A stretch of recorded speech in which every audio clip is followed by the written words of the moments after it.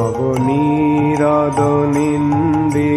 কান্তিধারম রসসাগর নাগর ভূপবরং। ओम नमो भगवते वासुदेवाय।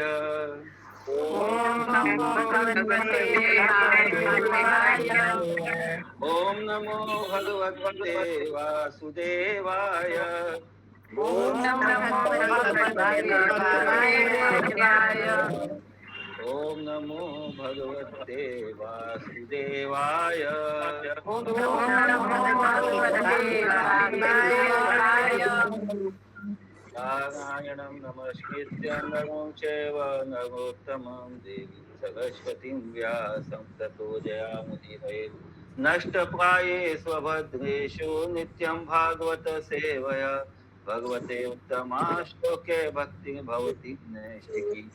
कृष्णाय वासुदेवाय देवकी नंदनाय च नन्दगोपकुमाराय गोविन्दाय नमो नमः। मूकं करोति वाचालं पङ्गुं लङ्घायते गिरिं यत्कृपातमहं वन्दे श्रीगुरुं। म्यूट म्यूट परमानंद माधवम। हरे कृष्ण। श्रीमद् भागवतम स्कंद 5 अध्याय 13 राजा रघुगण तथा जड़ भगत के बीच और आगे वार्ता।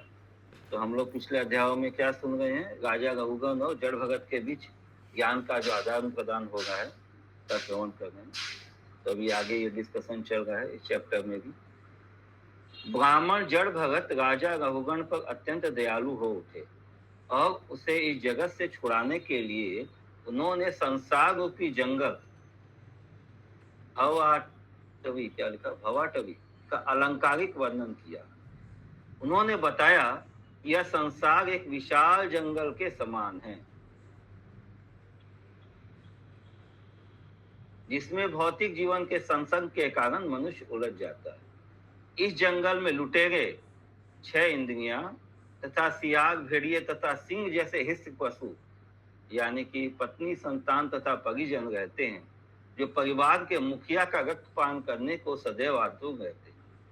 ये सब मिलकर इस भौतिक जगत में मनुष्य की शक्ति का शोषण करना चाहते हैं। इसी जंगल में घास से ढका हुआ एक काला छिद्र श्याम विवर्ग भी है जिसमें कोई भी गिर सकता है, ब्लैक होल। इसी जंगल में घास से ढका हुआ एक काला छिद्र भी है जिसमें कोई भी गिर सकता है। जंगल में आकर अनेक भौतिक आकर्षणों से आसक्त होकर मनुष्य अपने को इस संसार, समाज, मित्रता, प्रेम तथा परिवार से पहचानने लगता है। रास्ता भूल जाने पर और यह न जानते हुए कि किधर जाना है, पशु पक्षियों द्वारा सताए जाने के साथ ही वह अनेक कामनाओं का शिकार हो जाता है। इस प्रकार इस जंगल में वह परिश्रम करता हुआ इधर उधर भटकता रहता है। वह क्षणिक सुख से प्रसन्न होता है और तथाकथित दुख से दुखी होता है। वस्तुतः इस जंगल में तथाकथित सुख दुख के कारण वह कष्ट उठाता रहता है। कभी उस पर सांप यानी निद्रा प्रहार करता है और वह सर्पदंश से हतचेतन हो जाता है। किन कर्तव्य विमूढ़ होने से वह यह नहीं समझ पाता कि क्या करें। कभी कभी वह अपनी पत्नी को छोड़कर दूसरी स्त्री के प्रति आकृष्ट होकर उसके साथ प्रेम का आनंद लेकर अपने आप को सुखी समझता है। उसे अनेक रोग, शोक तथा ग्रीष्म एवं शीत प्रताड़ित करते हैं। इस प्रकार संसार रूपी जगत में भौतिक कष्ट उठाता हुआ सुखी बनने के उद्देश्य से जीवात्मा एक स्थान छोड़कर दूसरे स्थान को जाता है।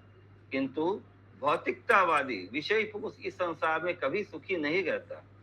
भौतिक कार्यकलापों में लिप्त रहने के कारण वह सदैव विक्षुब्ध रहता है। वह भूल जाता है कि एक दिन उसे मरना भी है। घोर कष्ट उठाने पर भी वह माया से मोहग्रस्त होकर भौतिक सुख के पीछे दीवाना रहता है। इस प्रकार वह भगवान से अपने संबंध को पूर्णतः भूल जाता है।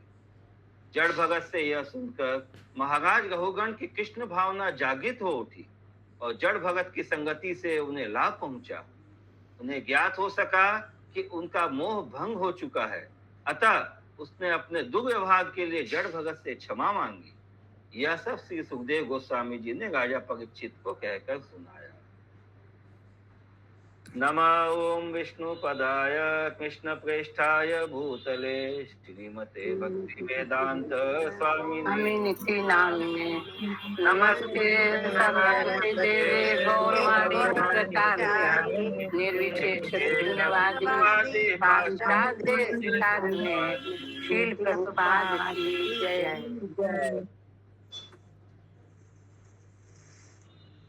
श्लोक संख्या 1। ब्राह्मण उवाच ब्राह्मण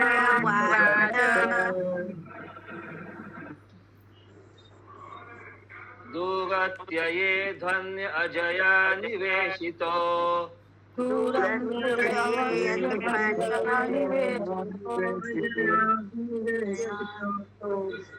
गजस्तम सत्व विभक्त कामाद्रेक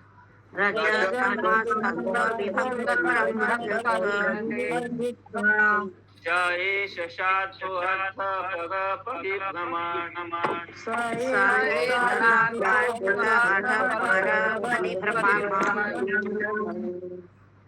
भवाटवीं जाति न शर्म विन्दति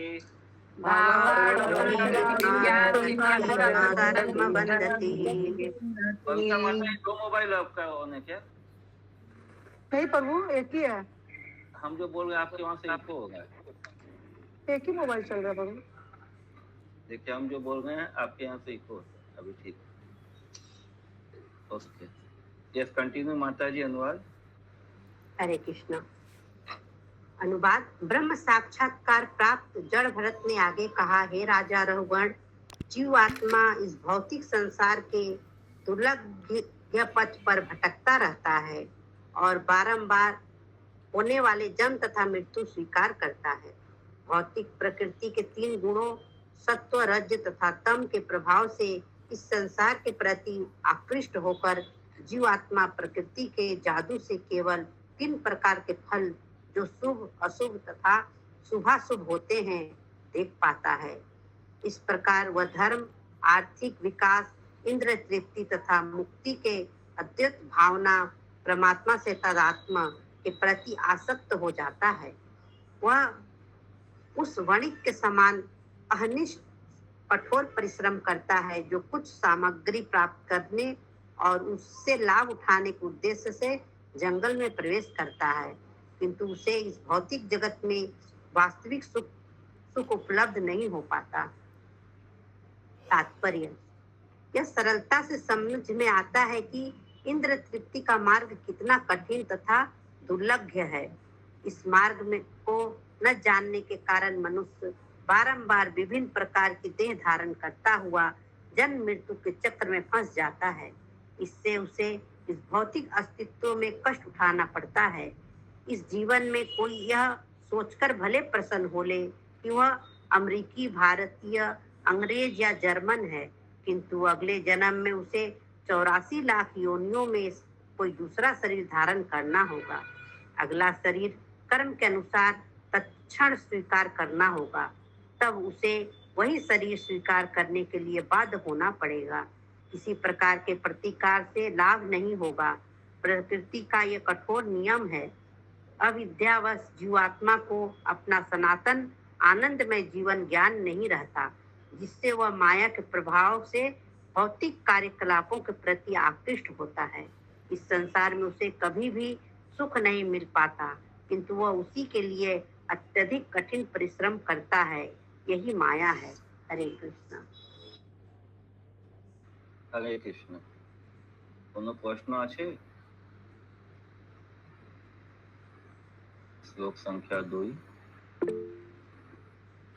यस महामंजरी माता जी। तो वो यहाँ पे पहले जो हम लोग पढ़े उसमें मेरे 6 इंद्रियां और पत्नी, संतान, परिजन सब फिर ये मतलब भौतिक जगत में बनाया ही क्यों गया? नींद सब इतना कठिन है भगवान के पास, इनको सबको बनाया ही क्यों गया? सॉरी माता जी। देखिए वो तो उसमें था, वो जो समरी था इस पाठ का।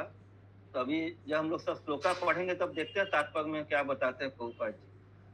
अब क्यों बनाया गया वो तो आप सबको पता ही है पहले से। ये तो करेक्शनल होम है ना, जेल है, जेल में क्या होता है? सुधार गृह। सुधारने के लिए, हम लोग को सुधारने के लिए बनाया गया।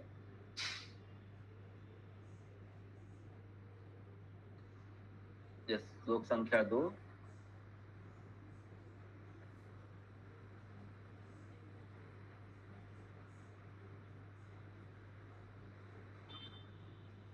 यस्यामिमेष्णदेवदस्य वा यस्यामहिमे षट्नरदेवदस्य शाकं विलुम्पन्ति पुनायकं बलात् सार्थं विलुम्पन्ति नायकम्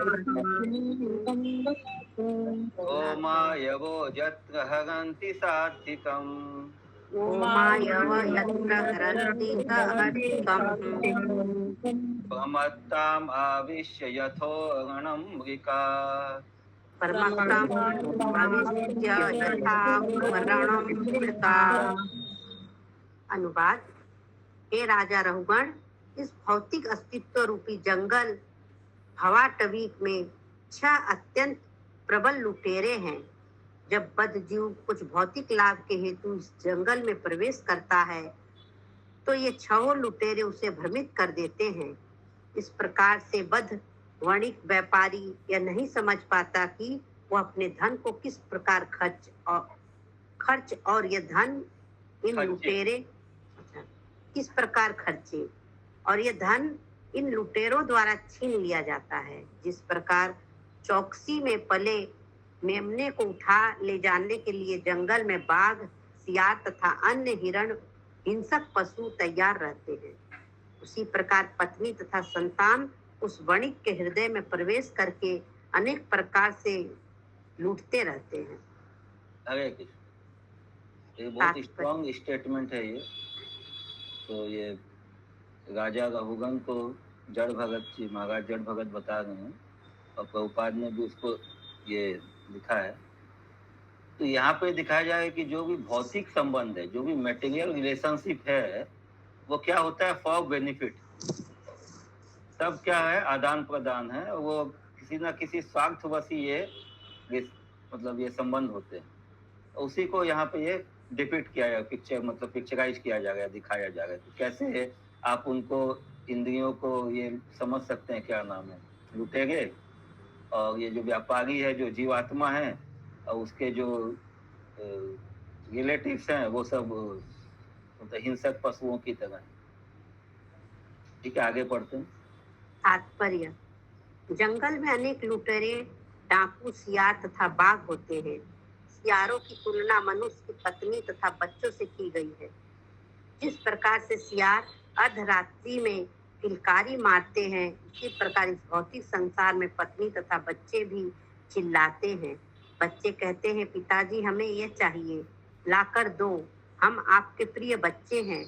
अथवा पत्नी कहती है, मैं तुम्हारी प्रिय पत्नी हूँ, मुझे इस वस्तु की आवश्यकता है, अब मुझे यह दो। इस प्रकार से मनुष्य जंगल में चोरों तथा लूट लिया जाया इस प्रकार से मनुष्य जंगल में चोरों द्वारा लूट लिया जाता है। मनुष्य जीवन का उद्देश्य न जानने से वह सदैव भ्रमित होता रहता है। जीवन का उद्देश्य तो भगवान श्री विष्णु है। न ते विदु स्वार्थ गतिम ही विष्णु। प्रत्येक व्यक्ति धन अर्जन करने के लिए अथक परिश्रम करता है। क्या है कि ये सब जो मोह माया में फंस के क्या होता है, हम लोग अपना जो गंतव्य है, द एम ऑफ लाइफ जो है विष्णु, उसको भूल जाते हैं।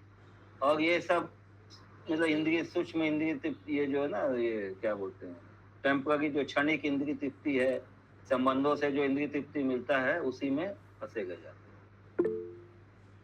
हाँ चंदा माता। हरे कृष्णा प्रभु जी। बोलिए। प्रभु जी कह रहे हैं कि जब स्त्री बच्चे इतना बेकार है और सब ब्रह्मचारी बन जाए तो फिर सृष्टि कैसे चलेगा? ये आगे बताया शादी ब्याह न हो तो नहीं, इसको ये बताया जाएगा कि बेकार, ऐसा तो कहीं नहीं लिखा कि बेकार। ये बताया जाएगा है कि उद्देश्य क्या होना चाहिए। गृहस्थ में रहते हुए आदमी कैसे साधु जैसा रह सकता है, आपको तो पहले जानना होगा ना कि कहाँ गड़बड़ है ना प्रभु जी, है ना। तब आपको तो उद्देश्य समझना है कि आपको फंसे नहीं रहना उसमें। संसार में रह के भी संसार में नहीं रहना है। जी, यस रोहिणी की पा माता जी। हाँ प्रभु जी, वही बता रहे थे कि संसार में गृहस्थ जीवन को और अच्छा बताया गया है। ये यहाँ पे गृहस्थ जो चीज लिखा हुआ है सब अपना अपना गृहस्थ लोग हैं, सब अपने जीवन में अनुभव कर चुके होंगे, ठीक है ना। गृहस्थ में रहते हुए अभी भी आप हमें गृहस्थ से आसक्ति नहीं आप रखनी है। अभी आप स्त्री हैं, कभी हो सकता है किसी जन्म में पुरुष हो या कभी और कुछ हो, तो वो तो उसको ये समझिए कि जो एक जीवात्मा जो है वो किस तरह से प्रलोभनों में फंसा रहता है। चाहे स्त्री भी है, यदि माता भी है, तो वो भी बहुत तरह से प्रलोभन में रहती है। बच्चों को देखना है, ये देखना है, तो उनके लिए भी क्या वो सब उसी में फंसे रहते हैं। लेकिन वो भी तो भूल गए कि जीवन का उद्देश्य क्या है। विष्णु हमसे तो हरितोष्णम, भगवान का तुष्टि करना। तो ये नहीं है कि ये सब बेकार है। ये बताने का मतलब ये है कि इन सब में ये सब खतरा है, इनसे इनमें फंसे नहीं रह करके इनसे ऊपर उठना है। खतरा है इसलिए इसके अंदर मत जाइए, ऐसा नहीं बोल रहे। अरे प्रभु जी, ये तो तो सावधान होकर खतरा से भी ज्यादा खराब बोल रहे थे या होशियार बना दिए। अरे माता जी, ये तो भाषा तो श्रीमद् भागवतम का है और इसको खराब तो नहीं बोल वही तो सकते। बोल रहे हैं, ये खतरा से भी ज्यादा खराब बना दिए, भेड़िया होशियार बना दिए हैं परिवार को। खराब नहीं बोल सकते, भागवत वाणी है। तो जो लिखा है वो सत्य है। वो मानसिकता वैसा होता होगा तभी ऐसा बता रहे हैं।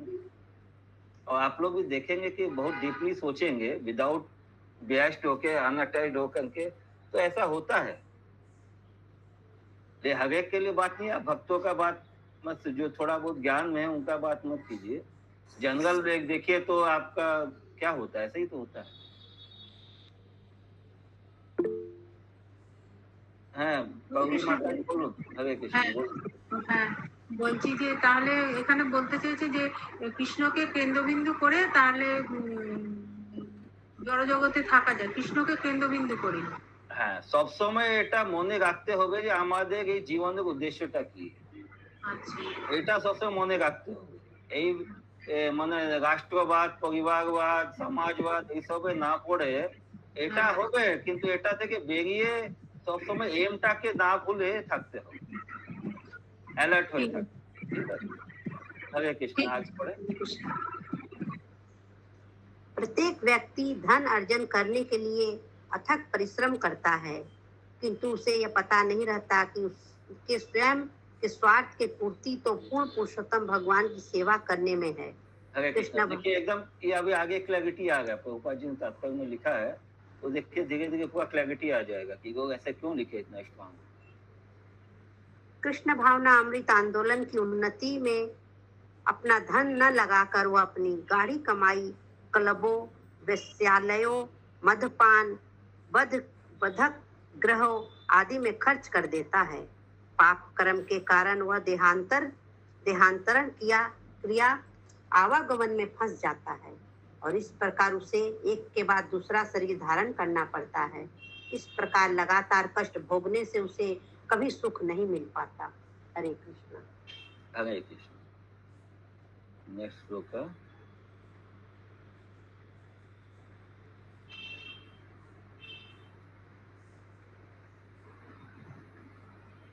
प्रभूत विरुत्तीर्ण गोल्मगहवगे प्रभूत विरुद्ध तृण गुल्मगहरे कठोरदंश मसकेर उपद्रुत कठोर दंसे मनुके उपद्रता क्वचित्तु गन्धर्वपूहं प्रपश्यति क्वचित् गन्धर्वं ब्रह्म प्रपश्यति क्वचित् चक्षुर्वयोन्मुक्तघ्नः कवचित् च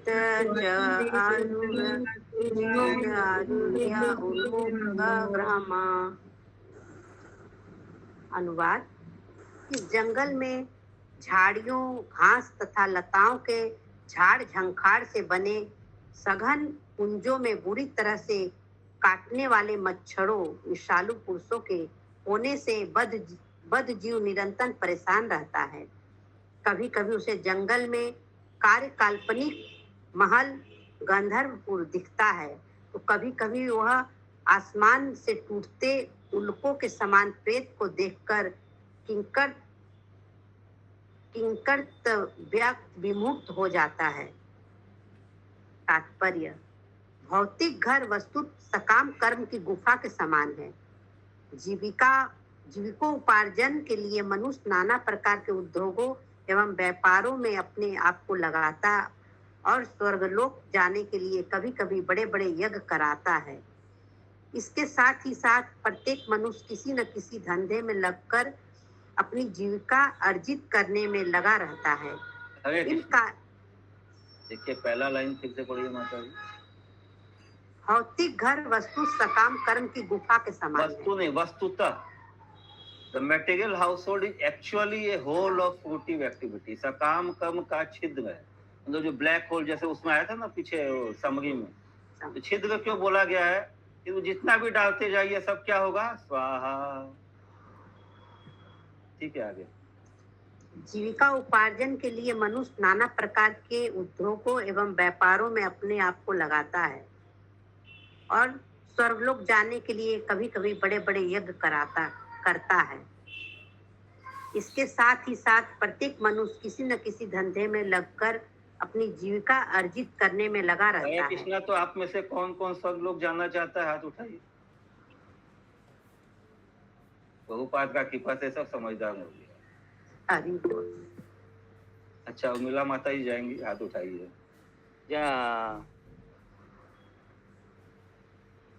चलिए। इन कार्यों में मनुष्य का अनेक अवांछित लोगों से पाला पड़ता है, जिनका आचरण मच्छरों के दंश के जैसा कहा जा सकता है। इससे अत्यंत विषम परिस्थितियां उत्पन्न होती है। ऐसी प्रतिकूल परिस्थितियों में भी मनुष्य विशाल आवास बनाने और अस्थायी रूप से जीवन बिताने की कल्पना करता रहता है, यद्यपि यह जानता है कि वह संभव नहीं होने वाला है। स्वर्ण की उपमा हम लोग रहने का स्थान, घर और या जो भी हो, इतना सोच के बनाते हैं कि बस ये अब यहीं रहना ही है, जन्म आफ्टर जन्म, बर्थ आफ्टर बर्थ। उतना आसक्ति से बनाते, इसलिए फिर उसके आसपास ही मरने के बाद भी घूमते हैं। ये प्रैक्टिकल है। देखिए, हम अभी घर में रिपेयरिंग का काम करवा के 1 साल हो गया, कभी कोई अभी तक खत्म ही नहीं होगा, कभी कुछ चलेगा। इतना समय देखिए वेस्ट होता है। स्वर्ण की उपमा उस प्रेत से दी गई है जो आकाश में टूटे हुए उल्का की भांति दिखाई देता है। वह एक क्षण के लिए दृष्टिगोचर होता है और फिर छिप जाता है। सामान्यतः कर्मी जन स्वर्ण या संपत्ति से आकर्षित होते हैं, किंतु यहाँ उनकी उपमा भूत प्रेत तथा पिशाचिनियों से दी गई है। हरे कृष्ण। हरे कृष्ण। श्लोक संख्या 4।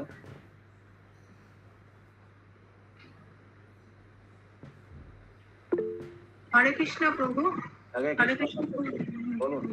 বলছে যে স্বর্ণ আর অর্থকে ভূত প্রেতের সঙ্গে তুলনা করা হয়েছে কেন? মনে होगा এখন দেখা দিচ্ছে, আবার দেখা দেবে না। ও আচ্ছা আচ্ছা, ওই জন্য। ঠিক আছে।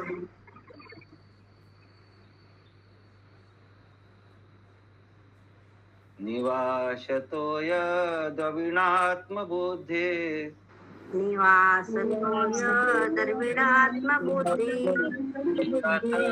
ततो धावति भो अतव्यम्।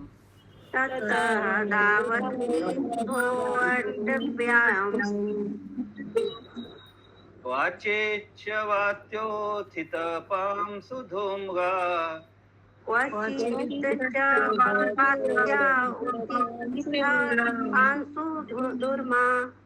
दिशो न जानाति गजश्वलाक्ष।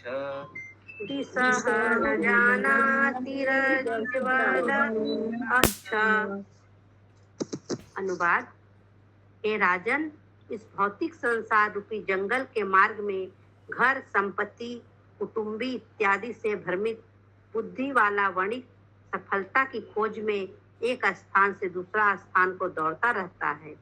कभी कभी उसकी आंखें बवंडर की धूल से ढक जाती है, अर्थात कामवश वो अपनी स्त्री की सुंदरता के प्रति विशेष रूप से उसके रजोकाल में मुग्ध हो जाता है। इस प्रकार अंधा हो जाने से उसे यह नहीं दिखाई पड़ता कि उसे कहाँ जाना है अथवा वह क्या कर रहा है। तात्पर्य, कहा गया है कि गृहस्थ जीवन का सारा आकर्षण पत्नी में केंद्रित होता है, क्योंकि संभोग ही गृहस्थ जीवन का केंद्र बिंदु है। यन्य मैथुनादि ग्रह में धी सुखम तु सुखम ही तुच्छम। भौतिकवादी पुरुष स्त्री को केंद्र बनाकर दिन रात श्रम करता है। भौतिक जीवन में संभोग उसका एकमात्र सुख होता है। इसीलिए कर्मी सदैव स्त्रियों के प्रति मित्र अथवा पत्नियों के रूप में आकृष्ट होते हैं। निसंदेह बिना संभोग के उनका काम नहीं चल पाता। ऐसी दशा में पत्नी की तुलना विशेष रूप से जब वह रसवाला होती है तो बवंडर से की जाती है। जो गृहस्थ आश्रम का नियमानुसार पालन करते हैं वह माह में एक बार रजोकाल के उपरांत संभोग करते हैं। मनुष्य जैसे जैसे इस अवसर की ताक में रहता है उसकी आंखें अपनी पत्नी की सुंदरता से सम्मोहित होती रहती है। अतः यह कहा गया है कि बवंडर आंखों की धूल से ढक देता है। ऐसा विषयायुक्त पुरुष यह नहीं जानता कि उसके सारे व्यापार विभिन्न देवताओं द्वारा, विशेष रूप से सूर्य देव द्वारा देखे जा रहे हैं और अगले जन्म के कर्मों के लिए उनका अंकन हो रहा है। ज्योतिष संबंधी गणनाएं ज्योतिष शास्त्र कहलाती है।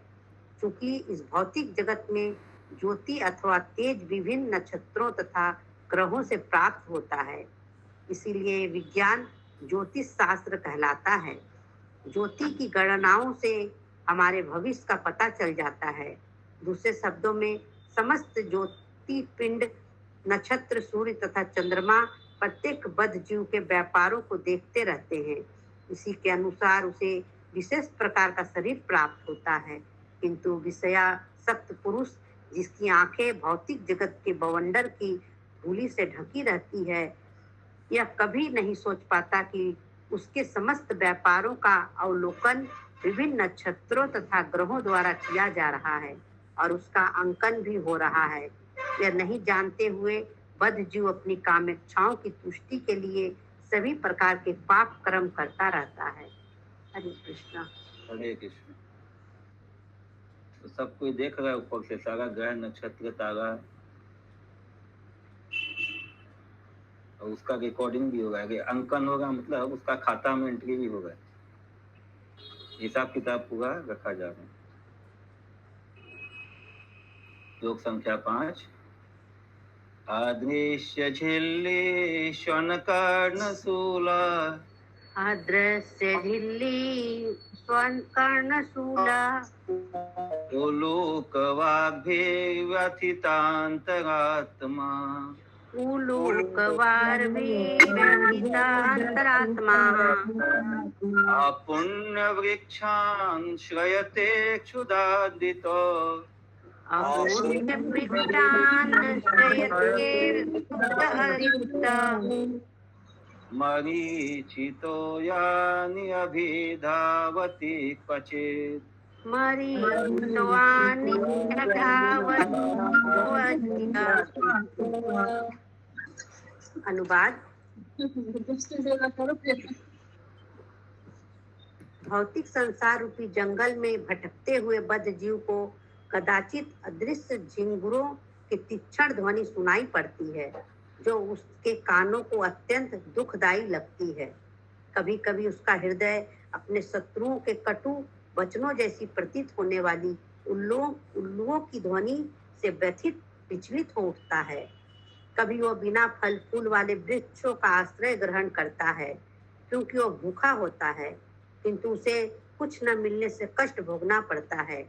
उसे जल पीने की इच्छा होती है, किंतु वह केवल मृग तृष्णा से मोहित हो जाने के कारण उसके पीछे दौड़ता है। तात्पर्य। श्रीमद् भागवतम में यह कहा गया है कि भागवत दर्शन उन लोगों के लिए है जो ईर्ष्या से पूर्ण रूपेण रहित है। परमोनिमर्तसराणाम यह भौतिक संसार ईर्ष्यालु व्यक्तियों से भरा है, यहाँ तक कि अंतरंगी भी पीछे से छुरा भोंकने वाले होते हैं। इसीलिए इसकी तुलना जंगल में झिंगुरों की झनकार से की जा गई है। मनुष्य को झिंगुर नहीं दिखाई पड़ता, किंतु उसकी ध्वनि उसको व्यथित करती रहती है। जब कोई व्यक्ति कृष्ण भावना अमृत स्वीकार करता है तो उसे सदैव अपने संबंधियों के कटु वचन सुनने पड़ते हैं। यह संसार का स्वभाव है। पीठ पीछे निंदा करने वालों से जो मानसिक कष्ट होता है उससे बचा नहीं जा सकता। अत्यंत व्यथित हो उठने पर कभी कभी वह किसी पापी व्यक्ति के पास सहायता के लिए जाता है, किंतु बुद्धि न होने से वह उसकी सहायता नहीं कर पाता। इस प्रकार जीव निराश हो जाता है। यह मरुस्थल में जल की खोज के लिए मृग मरीचि के पीछे दौड़ लगाने के समान है। ऐसे कर्मों हरे से कृष्णा। तो ये कष्टों से जो मनुष्य दूसरों के पास जाता है, मतलब खुद बद्ध जीव दूसरे बद्ध जीव के पास जाता है तो उसका हेल्प नहीं कर पाता है। तो जैसे प्यासा आदमी प्यास पानी के लिए इधर उधर दौड़ता है, वैसे जीव इधर उधर दौड़ता है, लेकिन वो तो जैसे मृग मरीचिका के समान वो दूसरी जगह पानी खोजता है, लेकिन वहाँ पानी दिखता है, लेकिन वो उसका भ्रम रहता है, उसको संतुष्टि नहीं मिलता। ऐसे कर्मों से कोई ठोस लाभ नहीं होता। माया शक्ति द्वारा निर्देशित होने के कारण बद्ध जीव को अनेक प्रकार के कष्ट भोगने पड़ते हैं। हरे कृष्णा। हरे कृष्ण।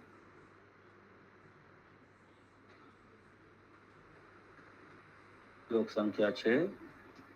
क्वचिद्वितया शरितोऽभियाति क्वचित् वित्तोया सरिताभियाति परस्परं चालशते निरन्धा परस्परं च अलसासते निरन्धा आसाद्य दावं क्वचिदग्नितप्तो आसाद्य दावं कवचित् अग्नितप्त निर्वेद्यते क्वाच यक्षे हिताशु निर्विद्धते कवचे हताशु।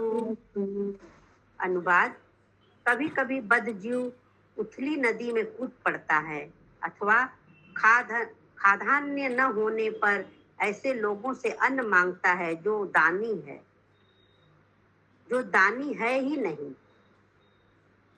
कभी कभी वह ग्रस्त जीवन की अग्नि से जलने लगता है जो दावाग्नि जैसी होती है, और कभी कभी वह संपत्ति के लिए दुखी हो उठता है जो उससे प्राणों से भी प्रिय है, और जिसका अपहरण फिर से पढ़िए। कभी कभी बद्ध जीव उथली नदी में कूद पड़ता है अथवा खाद्यान्न न होने पर ऐसे लोगों से अन्न मांगता है जो दानी है ही नहीं। उथली नदी मतलब क्या होगा? खाली नदी प्रभु जी, खाली नदी। हाँ, जिसमें कम पानी हो, छिछला पानी हो। बाढ़ वाला उथला हुआ पानी, बाढ़ वाला पानी तो नहीं। অগভীর নদীর জল। কি লেখা আছে মাতাজি? অগভীর বদ্ধ জীব কখনো কখনো অগভীর নদীর জলে ঝাঁপ দেওয়ার ফলে অগম্ভীর। আচ্ছা, মানে জলটা কম আছে। হ্যাঁ হ্যাঁ। आगे।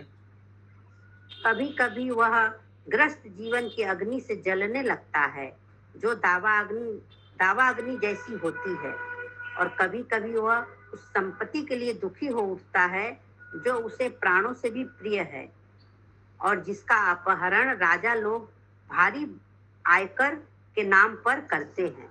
Income tax. हाँ। तात्पर्य। सूर्य की झुलसती धूप में रहने से गर्मी अनुभव करने के कारण मनुष्य कभी कभी नदी में कूदकर विश्रांति प्राप्त करना चाहता है, किंतु यदि नदी सूक्ष्म प्राय हो और पानी उथला हो तो कूदने वाला अपनी हड्डियां ही तुड़वाता है। इसी प्रकार से बद्ध जीव निरंतर कष्टों का अनुभव करता रहता है। कभी अपने मित्रों से सहायता प्राप्त करने के उसके प्रयास सुखी नदी में कूदने के समान ही सामने आते हैं। ऐसे प्रयासों से उसे कोई लाभ नहीं होता, केवल उसकी हड्डियां टूटती हैं। कभी कभी अन्न के अभाव के कारण मनुष्य को ऐसे व्यक्ति के पास जाना पड़ जाता है जो दान देने में असमर्थ है या फिर जानबूझकर देना नहीं चाहता। कभी कभी मनुष्य ग्रस्त जीवन में ही बना रहता है, जिसकी उपमा दावा अग्नि से दी गई है। संसार दावा नल लीढ़ लोक। जब सरकार किसी पर भारी कर लगा देती है तो मनुष्य दुखी हो जाता है। भारी कर के कारण उसे अपने आय छिपानी पड़ती है, किंतु सारे यत्नों के बावजूद भी कभी कभी सरकारी एजेंट इतने सतर्क रहते हैं और इतने बलशाली होते हैं कि वे सारा धन छीन लेते हैं, जिससे बद्धजीव अत्यधिक व्यथित हो जाता है। इस प्रकार भौतिक संसार में रहकर लोग सुखी रहने का प्रयास करते हैं, किंतु उनका यह प्रयास दावाग्नि से पीड़ित जंगल में सुखी रहने के प्रयास के तुल्य है। जंगल में जाकर कोई आग लगाता नहीं, वह स्वतः लग जाती है। इसी प्रकार ग्रस्त जीवन या सांसारिक जीवन में कोई दुखी नहीं रहना चाहता, किंतु प्रकृति के नियम के अनुसार प्रत्येक व्यक्ति पर सुख दुख बरबस लादे जाते हैं। अपने भरण पोषण के लिए किसी दूसरे पर आश्रित होना कितना लज्जास्पद होता है। इसीलिए वैदिक पद्धति के अनुसार प्रत्येक व्यक्ति को स्वयं पर निर्भर रहना चाहिए। केवल शूद्र ही स्वतंत्र रूप से रहने में असमर्थ होते हैं। उन्हें अपने भरण के लिए किसी न किसी की सेवा करनी होती है। शास्त्रों में कहा गया है, कालो शूद्र संभवा। इस कलयुग में प्रत्येक व्यक्ति अपने देह भरण के लिए अन्य की कृपा पर आश्रित रहता है। इसीलिए प्रत्येक व्यक्ति को शूद्र कहा गया है। श्रीमद् भागवतम के 12वें स्कंद में कहा गया है कि कलयुग में सरकार कर तो लेगी, किंतु उसके बदले में जनता का कल्याण नहीं देखेगी। अनावृष्टया विनंदयन्ति दुर्भिक्ष। अनावृष्ट्या विनक्ष्यन्ति दुर्भिक्ष कगपीडिता। इस युग में वर्षा की न्यूनता भी होगी, जिससे अन्न का अभाव होगा और सरकार द्वारा लगाए गए करों से जनता अत्यधिक पीड़ित होगी। इस प्रकार जनता शांतिपूर्ण जीवन बिताने के प्रयत्नों का त्याग कर देगी और अपना घर बार छोड़कर घोर निराशावश जंगलों में चली जाएगी। हरे कृष्णा। हरे कृष्ण। 6 तक ही है ना सुधामी माता जी? हाँ प्रभु जी, 6 तक है। यस, वही माता जी बताइए। हरे कृष्ण प्रभु जी। जो दूसरे की नौकरी करते हैं उन्हें शूद्र कहा गया है कि यहाँ हर जीव अब नहीं, नौकरी का बात नहीं है, जो भी दूसरे पे आश्रित रहता है। तो हर एक कोई देखा जाए तो एक दूसरे पे आश्रित रहता है ना कलयुग में, क्योंकि इंडिपेंडेंट जो रहता है भाई खुद ही एक अपना छोटा जमीन का टुकड़ा अपना ही खेती कर लिया, एक गाय का पालन किया, उससे चला लिया, वो तो आजकल है नहीं। अभी आप मकान बना रहे हैं तो मजदूर के ऊपर आपको डिपेंडेंट करना है, मजदूर आपके ऊपर डिपेंडेंट है अपना भोजन और दूसरा सप्लाईज के लिए। तो हर एक चीज हर एक कोई एक दूसरे के ऊपर में इंटरडिपेंडेंट है। तो इसीलिए क्या बोला, कलो शूद्र कलयुग में सब शूद्र, इस हिसाब। ठीक है।